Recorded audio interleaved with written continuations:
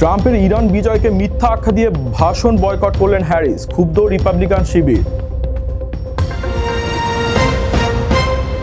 ট্রাম্পের ব্যক্তিগত তোপ, স্ত্রীকে নিয়ে কুরুচিপূর্ণ মন্তব্যের কড়া জবাব দিলেন ক্ষুব্ধ ফরাসি প্রেসিডেন্ট ম্যাক্রো। ভিসা জালিয়াতি ও অবৈধ অবস্থান রোধে 50টি দেশের জন্য সিকিউরিটি বন্ড বাধ্যতামূলক করেছে আমেরিকা। ইরান যুদ্ধের জেরে আকাশচুম্বী জ্বালানির দাম, 3 এপ্রিল থেকে ব্যাগেজ ফি বাড়ালো ইউনাইটেড এয়ারলাইন্স। শুনছিলেন শিরোনাম, এবারে বিস্তারিত। ট্রাম্পের ভাষণ বর্জন করে বিপাকে কমলা হ্যারিস। বুধবার সন্ধ্যায় জাতির উদ্দেশ্যে দেওয়া ট্রাম্পের গুরুত্বপূর্ণ ভাষণটি না শুনেই সেটি নিয়ে নেতিবাচক মন্তব্য করেন হ্যারিস। তিনি দাবি করেন আমেরিকা এমন যুদ্ধে জড়াচ্ছে যা কেউ চায় না। পাল্টাপাল্টি মন্তব্যে সরগরম হোয়াইট হাউস। এদিকে ট্রাম্পের পাথর যুগে পাঠানোর হুমকি, অন্যদিকে হ্যারিসের রাজনৈতিক দূরদর্শিতা নিয়ে প্রশ্ন, কোন দিকে যাচ্ছে মার্কিন রাজনীতি? ইরান ইস্যুতে উত্তাল বিশ্ব রাজনীতি। বুধবার সন্ধ্যায় প্রেসিডেন্ট ডোনাল্ড ট্রাম্প যখন জাতির উদ্দেশ্যে ভাষণ দিচ্ছিলেন, ঠিক তখনই এক অদ্ভুত কাণ্ড ঘটালেন সাবেক ভাইস প্রেসিডেন্ট কামলা হ্যারিস। ট্রাম্পের ভাষণ না দেখেই সেটি বর্জন এবং কঠোর সমালোচনা করে সামাজিক যোগাযোগ মাধ্যমে তোপের মুখে পড়েছেন তিনি। ভাষণ শুরুর আগেই হ্যারিস এক ভিডিও বার্তায় দাবি করেন ট্রাম্প ইরানে মিথ্যা বিজয় দাবি করবেন। তিনি বলেন ট্রাম্প আমেরিকাকে এমন এক যুদ্ধে জড়িয়েছেন যা সাধারণ মানুষ চায় না। তিনি আরও জানান ট্রাম্পের এই গুরুত্বপূর্ণ ভাষণটি দেখার কোনো প্রয়োজন বা সময় তার নেই। হ্যারিসের এই মন্তব্য মুহূর্তেই রক্ষণশীল মহলে আগুনের মতো ছড়িয়ে পড়ে। ট্রাম্পের সাবেক chief of staff mark Meadows বলেন হ্যারিস আসলে আবারও প্রেসিডেন্ট হওয়ার স্বপ্নে বিভোর হয়ে এসব আবোল তাবোল বলছেন। অন্যদিকে রিপাবলিকান প্রতিনিধি টম এমার কটাক্ষ করে বলেন ট্রাম্প সেই বিশৃঙ্খল পরিষ্কার করছেন যা জো বাইডেন ও কামলা হ্যারিস বিশ্বজুড়ে তৈরি করে গেছেন। ট্রাম্প তার ভাষণে দাবি করেন মার্কিন সামরিক অভিযানে ইরান আজ প্রায় বিধ্বস্ত। তিনি হুঁশিয়ারি দিয়ে বলেন প্রয়োজনে ইরানকে পাথর যুগে পাঠিয়ে দেওয়া হবে। অন্যদিকে হোয়াইট হাউসের মুখপাত্র অ্যানা কেলি ব্যঙ্গ করে বলেন আমেরিকানরা চায় কামলা হ্যারিস এবার নারকেল গাছের নিচে গিয়ে চিরতরে বিশ্রাম নিন। ভাষণ না শুনেই সমালোচনা করা হ্যারিসের রাজনৈতিক দূরদর্শিতা নিয়ে এখন বড় প্রশ্ন উঠেছে। সমালোচকরা একে স্রেফ রাজনৈতিক দেউলিয়াত্ব হিসেবে দেখছেন। এক সময়ের বন্ধু এখন চরম শত্রু। ইরান যুদ্ধে সমর্থন না পাওয়ার ফরাসি প্রেসিডেন্ট ম্যাক্রোর ব্যক্তিগত জীবন ও স্ত্রীকে নিয়ে কুরুচিপূর্ণ আক্রমণ করলেন ডোনাল্ড ট্রাম্প। হরমুজ প্রণালীতে ফরাসি নৌবাহিনী না পাঠানোয় কেন এত ক্ষুব্ধ হোয়াইট হাউস? ফ্রান্স কি তবে আমেরিকার জন্য তাদের আকাশপথ বন্ধ করে দিল? দুই বিশ্বনেতার এই ব্যক্তিগত কাদা ছোড়াছুড়ি কি আটলান্টিকের দুই তীরের সম্পর্ক চিরতরে ভেঙে দিবে? বিস্তারিত বাঁধনের রিপোর্টে। একসময় যাদের বন্ধুত্ব ছিল দেখার মতো, আজ তারা একে অপরের চরম শত্রু। ইরান যুদ্ধ আমেরিকাকে সমর্থন না করায় ফরাসি প্রেসিডেন্ট ইমানুয়েল ম্যাক্রোকে ব্যক্তিগতভাবে আক্রমণ করেছেন ডোনাল্ড ট্রাম্প। এমনকি ম্যাক্রোর ব্যক্তিগত জীবন এবং তার স্ত্রীকে নিয়েও কুরুচিপূর্ণ মন্তব্য করতে ছাড়েননি মার্কিন প্রেসিডেন্ট। বুধবার একটি ব্যক্তিগত অনুষ্ঠানে ট্রাম্প দাবি করেন ম্যাক্রোর স্ত্রী ব্রিজিট ম্যাক্রো তার স্বামীর সাথে অত্যন্ত খারাপ আচরণ করেন। গত বছর বিমানে ব্রিজিটের হাত সরিয়ে দেওয়ার একটি ভিডিওর সূত্র ধরে ট্রাম্প ব্যঙ্গ করে বলেন ম্যাক্রো এখনও সেই আঘাত থেকে সেরে ওঠেননি। বর্তমানে দক্ষিণ কোরিয়া সফরে থাকা ম্যাক্রো এই মন্তব্যের জবাবে বলেছেন ট্রাম্পের কথাগুলো মোটেও মার্জিত নয়, বরং এগুলো কোনো প্রেসিডেন্টের মানদণ্ডের সাথে যায় না। নিজের স্ত্রীর বয়স এবং ব্যক্তিগত জীবন নিয়ে ট্রাম্পের এমন তুচ্ছ তাচ্ছিল্যে দৃশ্যত ক্ষুব্ধ ফরাসি প্রেসিডেন্ট। ব্যক্তিগত আক্রমণের আড়ালে রয়েছে গভীর রাজনৈতিক ফাটল। ট্রাম্প চেয়েছিলেন ফ্রান্স যেন পারস্য উপসাগরে আমেরিকার সামরিক অভিযানে সরাসরি যোগ দেয়, কিন্তু ম্যাক্রো সাফ জানিয়ে দিয়েছেন তিনি হরমুজ প্রণালী খুলে দেওয়ার অভিযানে অংশ নেবেন না। এমনকি ফ্রান্স, স্পেন ও ইতালি মিলে তাদের বিমান ঘাঁটি মার্কিন যুদ্ধ বিমানের জন্য নিষিদ্ধ করেছে। ট্রাম্পের এই আচরণে ফ্রান্সের তীব্র ক্ষোভ দেখা দিয়েছে। ফরাসি রাজনীতিবিদরা বলছেন যখন যুদ্ধক্ষেত্রে মানুষ মরছে তখন একজন বিশ্বনেতা অন্যকে নিয়ে এভাবে তামাশা করতে পারেন না। দুই নেতার এই ব্যক্তিগত যুদ্ধ এখন আটলান্টিক মহাসাগরের দুই তীরের সম্পর্ককে কোন দিকে নিয়ে যায় সেটাই এখন দেখার বিষয়। আমেরিকার ভিসা এখন কেবল ধনীদের জন্য। 50টি দেশের নাগরিকদের ওপর কোটি টাকার সিকিউরিটি বন্ড বা জামানত প্রথা কার্যকর করল মার্কিন প্রশাসন। $15,000 পর্যন্ত জমা না দিলে মিলবে না B1 বা B2 ভিসা। ওভারস্টে রুখতে তিউনিসিয়া, কম্বোডিয়া সহ আরও 12টি দেশকে কেন নতুন করে এই তালিকায় আনা হলো? সাধারণ পর্যটক ও ব্যবসায়ীদের জন্য মার্কিন মূলক কি তবে নিষিদ্ধ হতে যাচ্ছে? বিস্তারিত দেখুন আমাদের বিশেষ প্রতিবেদনে। মার্কিন প্রশাসন সম্প্রতি B1 ও B2 ব্যবসা ও পর্যটন ভিসার ক্ষেত্রে সিকিউরিটি বন্ড বা জামানত প্রথা ব্যাপকভাবে কার্যকর করেছে। এর ফলে বিশ্বের অন্তত 50টি দেশের নাগরিকদের যুক্তরাষ্ট্রে প্রবেশের আগে একটি নির্দিষ্ট অঙ্কের অর্থ জমা রাখতে হতে পারে। মূলত ভিসার মেয়াদ শেষ হওয়ার পর যারা অবৈধভাবে থেকে যান তাদের নিরুৎসাহিত করতেই এই পদক্ষেপ। প্রশাসনের যুক্তি হলো এই জামানত পদ্ধতি অভিবাসন আইন লঙ্ঘনের ঝুঁকি কমিয়ে আনবে। কনসুলার অফিসাররা আবেদনকারীর প্রোফাইল যাচাই করে জামানতের পরিমাণ নির্ধারণ করেন। এটি সাধারণত 5,000, 10,000 বা 15,000 মার্কিন ডলার পর্যন্ত হতে পারে। তবে এটি কোনো স্থায়ী ফি নয়। যাত্রী যদি ভিসার মেয়াদ শেষ হওয়ার আগেই নিজ দেশে ফিরে আসেন তবে এই পুরো অর্থ তাকে ফেরত দেওয়া হয়। কিন্তু শর্ত ভঙ্গ করলে বা নির্ধারিত সময়ের বেশি অবস্থান করলে জামানত বাজেয়াপ্ত করা হবে। নতুন করে আরও 12টি দেশকে এই তালিকায় অন্তর্ভুক্ত করা হয়েছে, যার মধ্যে রয়েছে তিউনিসিয়া, ইথিওপিয়া, কম্বোডিয়া এবং নিকারাগুয়ার মতো দেশ। এর আগে 2025 এবং 2026-এর শুরুতে আরও 38টি দেশকে এই তালিকায় আনা হয়েছিল। মূলত যেসব দেশের নাগরিকদের ওভারস্টে করার হার বেশি তাদেরই এই তালিকার জন্য নির্বাচন করা হচ্ছে। বন্ড প্রথার পাশাপাশি ইন্টারভিউয়ের বাধ্যবাধকতা বাড়ানো এবং সামাজিক যোগাযোগ মাধ্যম যাচাইয়ের মতো কঠোর পদক্ষেপগুলো ইঙ্গিত দিচ্ছে যে মার্কিন ভিসা প্রক্রিয়া এখন আগের চেয়ে অনেক বেশি কঠিন ও ব্যয়বহুল। পর্যটক ও ব্যবসায়ীদের জন্য এখন কেবল কাগজপত্র নয়, আর্থিক সচ্ছলতার প্রমাণ দেওয়াটাও বড় চ্যালেঞ্জ হয়ে দাঁড়িয়েছে।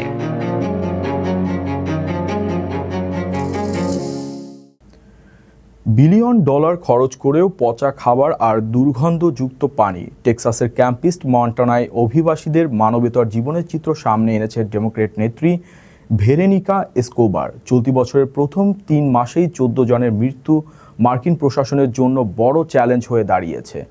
দেশের নিরাপত্তার দোহাই দিয়ে কি মানবাধিকার লঙ্ঘন করা হচ্ছে?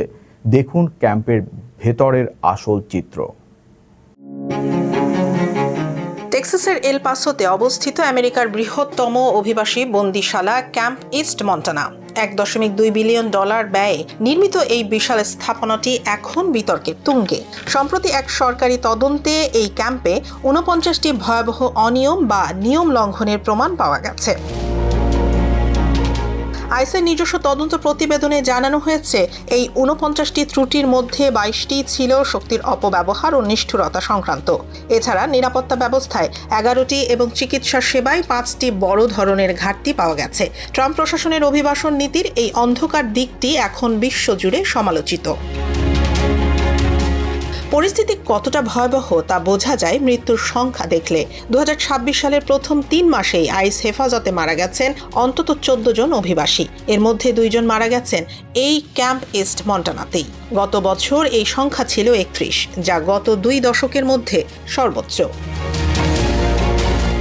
টেক্সাসের ডেমোক্র্যাট নেত্রী ভেরোনিকা এসকোবার এই ক্যাম্প পরিদর্শন করে জানিয়েছিলেন সেখানকার বন্দীদের পচা খাবার এবং দুর্গন্ধযুক্ত পানি পান করতে বাধ্য করা হয়। নেই কোনো পর্যাপ্ত চিকিৎসা ব্যবস্থা। মানবাধিকার সংস্থাগুলো একে মানবিক বিপর্যয় হিসেবে অভিহিত করছে। তবে প্রেসিডেন্ট ট্রাম্প এই পদক্ষেপকে দেশের নিরাপত্তা ও অবৈধ অভিবাসন রোধে অপরিহার্য বলে দাবি করছেন। ইরান যুদ্ধের উত্তেজনার মধ্যেই দেশের ভেতরে অভিবাসন কেন্দ্রের এই চিত্র ট্রাম্প প্রশাসনের জন্য এক বড় চ্যালেঞ্জ হয়ে দাঁড়িয়েছে। $1.2 বিলিয়ন খরচ করেও কেন ন্যূনতম মানবিক মান বজায় রাখা যাচ্ছে না, এখন সেই প্রশ্নই তুলছেন সমালোচকরা। শিশুদের স্কুলের পাশে বন্দিশালা। মিশিগানের রোমুলাসে বিশাল এক গুদামঘরকে ডিটেনশন সেন্টার বানানোর তুগলকি সিদ্ধান্ত এখন আদালতের কাঠগড়ায়। অ্যাটর্নি জেনারেল ডানা নেসেল যখন শিশুদের নিরাপত্তার প্রশ্নে মামলা ঠুকলেন তখন নড়েচড়ে বসেছে হোমল্যান্ড সিকিউরিটি বিভাগ। ক্রিস্টি নোম এর আমলে নেওয়া এসব বিতর্কিত চুক্তি কি তবে বাতিল হতে যাচ্ছে? কেন্দ্রীয় সরকারের এই জেদি পরিকল্পনার বিরুদ্ধে মিশিগানের লড়াইয়ের সবশেষ আপডেট দেখুন। মিশিগানের রোমুলাস শহরে একটি বিশাল গুদামঘর কেনা হয়েছিল আইসি ডিটেনশন সেন্টার বা বন্দিশালা বানানোর জন্য, কিন্তু সেই পরিকল্পনা এখন বড় ধরনের আইনি বাধার মুখে। হোমল্যান্ড সিকিউরিটি বিভাগ তাদের এই সিদ্ধান্ত পুনর্বিবেচনা করতে বাধ্য হচ্ছে। মিশিগানের অ্যাটর্নি জেনারেল ডানা নেসেল এই প্রকল্পের বিরুদ্ধে মামলা করেছেন। তার দাবি, যেখানে এই বন্দিশালা করার কথা তার মাত্র 1 মাইলের মধ্যে একটি মিডল স্কুল এবং একটি এলিমেন্টারি স্কুল রয়েছে।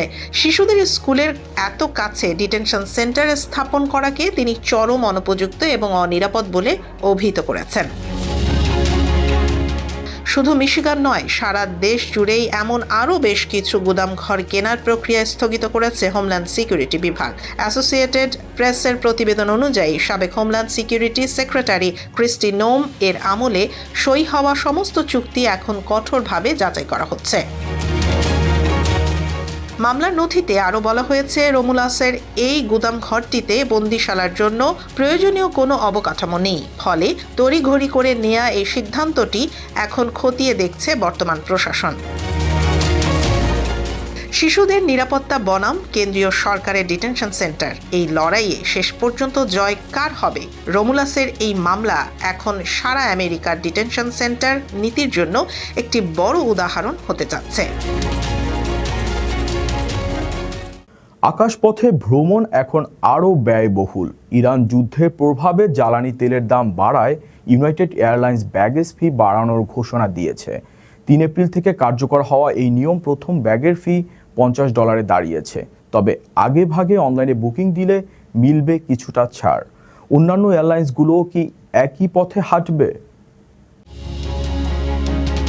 আকাশপথে ভ্রমণ এখন আরও ব্যয়বহুল হতে চলেছে। ইরান যুদ্ধের জেরে জ্বালানি তেলের দাম আকাশচুম্বী হওয়ায় ইউনাইটেড এয়ারলাইন্স তাদের ব্যাগেজ ফি বাড়ানোর ঘোষণা দিয়েছে। 3 এপ্রিল থেকে কার্যকর হওয়া নতুন এই নিয়মে পকেট থেকে বাড়তি ডলার গুনতে হবে যাত্রীদের। 2 বছর পর এই প্রথম ফি বাড়ালো শিকাগো ভিত্তিক এই সংস্থাটি। যারা ফ্লাইটের 24 ঘন্টার মধ্যে পেমেন্ট করবেন তাদের প্রথম ব্যাগের জন্য $40 পরিবর্তে দিতে হবে $50। দ্বিতীয় ব্যাগের ফি 50 থেকে বাড়িয়ে $60 এবং তৃতীয় ব্যাগের ক্ষেত্রে তা 150 থেকে 1 লাফে $200 দাঁড়িয়েছে। তবে যারা অনলাইনে আগে ভাগে ব্যাগেজ বুকিং দেবেন তারা কিছুটা ছাড় পাবেন। সেক্ষেত্রে প্রথম ও দ্বিতীয় ব্যাগের ফি হবে যথাক্রমে $45 ও $55। তবে United Chase credit card holder, mileage plus premier member এবং সামরিক বাহিনীর সদস্যদের জন্য আগের মতোই ফ্রি ব্যাগেজ সুবিধা বহাল থাকবে। ইউনাইটেডের আগে জেট ব্লু ও তাদের ফি বাড়িয়েছে। এয়ারলাইন্সগুলোর দাবি, অপারেটিং কস্ট বা পরিচালনা ব্যয় বাড়লেও বেজ ফেসার বা মূল ভাড়া প্রতিযোগিতামূলক রাখতেই তারা এই বিকল্প ফিগুলো সমন্বয় করছে। এর মাধ্যমে যাত্রীদের কম মূল্যে টিকিট এবং উন্নত ইন ফ্লাইট সেবা নিশ্চিত করা সম্ভব হবে। যুদ্ধের প্রভাবে জ্বালানির দাম যে হারে বাড়ছে তাতে আগামীতে অন্যান্য এয়ারলাইন্সগুলো একই পথ অনুসরণ করে কিনা এখন সেটাই দেখার বিষয়। শুল্ক যুদ্ধে বড় ধাক্কা খেলেন ট্রাম্প। চীন ও মেক্সিকোর ওপর বসানো $কয়েকশো বিলিয়ন ট্যারিফ এখন অবৈধ।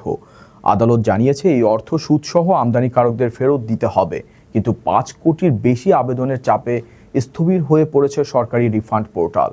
1 বছরের বেশি পুরনো পণ্যের কর ফেরতের প্রযুক্তি নেই সরকারের কাছে। এই ডিজিটাল ব্যর্থতা কি বড় কোনো আইনি লড়াইয়ের ইঙ্গিত? মার্কিন অর্থনীতিতে এক বিশাল ধামাকা। ট্রাম্প প্রশাসনের বসানো $কয়েকশো বিলিয়ন শুল্ক বা ট্যারিফকে অবৈধ ঘোষণা করেছে সুপ্রিম কোর্ট, কিন্তু এখন সেই টাকা ফেরত দিতে গিয়ে হিমশিম খাচ্ছে সরকার। আদালতের নতুন নথি বলছে অনলাইনের মাধ্যমে $55 বিলিয়ন রিফান্ড প্রক্রিয়ায় করতে পারবে না সরকার প্রশাসন। গত ফেব্রুয়ারিতে সুপ্রিম কোর্টের এক ঐতিহাসিক রায়ে বলা হয়, প্রেসিডেন্ট ট্রাম্প তার ক্ষমতার বাইরে গিয়ে চীন, মেক্সিকো এবং কানাডার ওপর এসব কর বসিয়েছিলেন। ফলে আমদানিকারকদের দেয়া $166 বিলিয়ন এখন ফেরত দিতে হবে। কিন্তু ইউএস কাস্টমস জানাচ্ছে তাদের অনলাইন পোর্টালটি খোলার পর মাত্র 63% আবেদন সামলাতে পারবে। প্রায় 5,30,00,000 রিফান্ড দাবির মধ্যে 1/3 ঝুলে থাকবে, কারণ যে পণ্যগুলো 1 বছরের বেশি সময় আগে আমদানি হয়েছে সেগুলো টাকা ফেরত দেওয়ার প্রযুক্তিগত ক্ষমতা এখনো নেই। এতে ক্ষুব্ধ ট্রাম্প তার নিজের নিয়োগ দেয়া 2 বিচারপতি নীল গোরসাচ এবং অ্যামি কনি ব্যারেটের ওপর বিষোদ্গার করেছেন। 26,000-এরও বেশি আমদানিকারক ইতোমধ্যে $120 বিলিয়ন ফেরতের জন্য নাম নিবন্ধন করেছেন। কেবল আসল টাকায় নয়, বরং এর ওপর সুদও দেওয়ার প্রতিশ্রুতি দিয়েছে। কিন্তু পোর্টালটি পুরোপুরি তৈরি না হয় ব্যবসায়ীদের আরও কয়েক মাস অপেক্ষা করতে হতে পারে। শুল্ক যুদ্ধের এই আইনি পরাজয় কি আমেরিকার অর্থনীতিতে নতুন সংকট তৈরি করবে, নাকি নতুন কোনো আইনের মাধ্যমে ট্রাম্প আবারও এই কর চাপিয়ে দেবেন, তা জানতে নজর রাখুন পরবর্তী আপডেটে।